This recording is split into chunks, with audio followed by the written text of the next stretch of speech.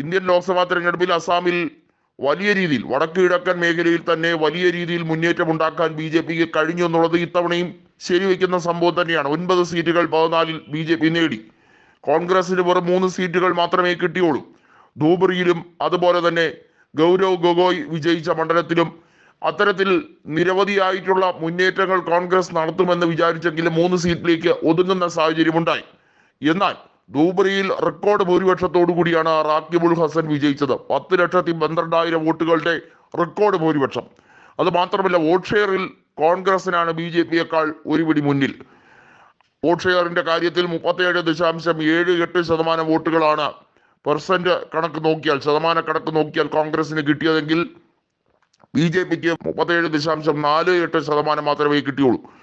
ചെറുതാണെങ്കിൽ പോലും Congress B J പിയെ വോട്ട് ഷെയറിന്റെ കാര്യത്തിൽ മറികടന്നു എന്നുള്ളത് ഹിമന്ത ബിശ്വാസയ്ക്ക് ദഹിക്കുന്ന ഒരു കാര്യമല്ല. 2026-ൽ നിയമസഭാ തെരഞ്ഞെടുപ്പ് നടക്കാനിരിക്കുന്ന അസാമിൽ കോൺഗ്രസ് ശക്തമായി തിരിച്ചു വരുമെന്ന് ഗൗരവ് ഗൊഗോയ് പറയുന്നുണ്ട്. മണ്ഡലാടിസ്ഥാനത്തിൽ കോൺഗ്രസിന് മുന്നേറ്റം നടത്താൻ കഴിയുന്നുണ്ട്. ബി ജെ പി പ്രതീക്ഷിക്കുന്ന വിജയമൊന്നും ഇപ്പോൾ കിട്ടുന്നില്ല. ബി ജെ പിയുടെ ശക്തി കേന്ദ്രങ്ങൾ എന്നറിയപ്പെടുന്ന കിഴക്കൻ അസാം ഇപ്പോൾ വലിയ രീതിയിൽ ബി ജെ പിക്ക് നഷ്ടങ്ങൾ വന്നു തുടങ്ങിയിരിക്കുന്നു. അതുപോലെ തന്നെ മധ്യ അസാമിന്റെ മധ്യഭാഗങ്ങളിൽ കോൺഗ്രസിന് വേരോട്ടം കൂടി തുടങ്ങിയിരിക്കുന്നു.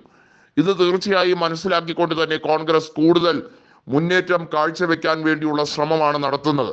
നമുക്കറിയാം, രാഷ്ട്രീയപരമായി വലിയ രീതിയിലുള്ള മുന്നേറ്റം കോൺഗ്രസിന് നടത്താൻ ഇനി കഴിയും എന്ന് വ്യക്തമാക്കുന്ന ഒരു രാഷ്ട്രീയ സാഹചര്യം ഉടലെടുത്ത് കഴിഞ്ഞിരിക്കുന്നു. ഗൗരവ് ഗൊഗോയിയെ മുഖ്യമന്ത്രി സ്ഥാനാർത്ഥിയായി പ്രഖ്യാപിക്കുമോ എന്നുള്ളതാണ് കാത്തിരുന്ന് കാണേണ്ടത്. നിലവിൽ ഗൗരവ് ഗൊഗോയി ഒരു മികച്ച സ്ഥാനാർത്ഥി തന്നെയാണ്. ഹിമന്ത ബിശ്വ ശർമ്മയെ അടിച്ചു വീഴ്ത്തുന്ന രീതിയിൽ, അല്ലെങ്കിൽ ജനങ്ങൾക്ക് കൃത്യമായ ഒരു പ്രതീക്ഷ ഉണർവേകുന്ന രീതിയിൽ ഗൗരവ് ഗൊഗോയിയെ മുഖ്യമന്ത്രി സ്ഥാനാർത്ഥിയായി പ്രഖ്യാപിക്കാൻ വേണ്ടിയുള്ള രാഷ്ട്രീയ നീക്കങ്ങൾ ആരംഭിച്ചു കഴിഞ്ഞിരിക്കുന്നു. ഇന്ത്യ മുന്നണിയെ സംബന്ധിച്ചിടത്തോളം വടക്കുകിഴക്കൻ മേഖലയിൽ അതിന്റെ ഒത്ത നടുക്ക് എന്ന രീതിയിൽ തന്നെ ജോഗ്രഫിക്കലി നോക്കുമ്പോഴും കോൺഗ്രസിന് തിരിച്ചുവരവിന് ഏറ്റവും കൂടുതൽ കരുത്ത് പകരേണ്ട സംസ്ഥാനം അസാം തന്നെയാണ്. അതുകൊണ്ട് തന്നെ അസാമിൽ തീർച്ചയായും കോൺഗ്രസ് പ്രതീക്ഷിക്കുന്നത് ഒരു മിന്നുന്ന തിരിച്ചുവരവ് തന്നെയാണ്. ലോക്സഭാ തെരഞ്ഞെടുപ്പിന്റെ ഇപ്പോഴത്തെ റിസൾട്ട് കൂടി നോക്കി തന്നെ വോട്ട് ഷെയറിൽ ഇനിയും വർധനമുണ്ടാക്കാൻ കഴിയും.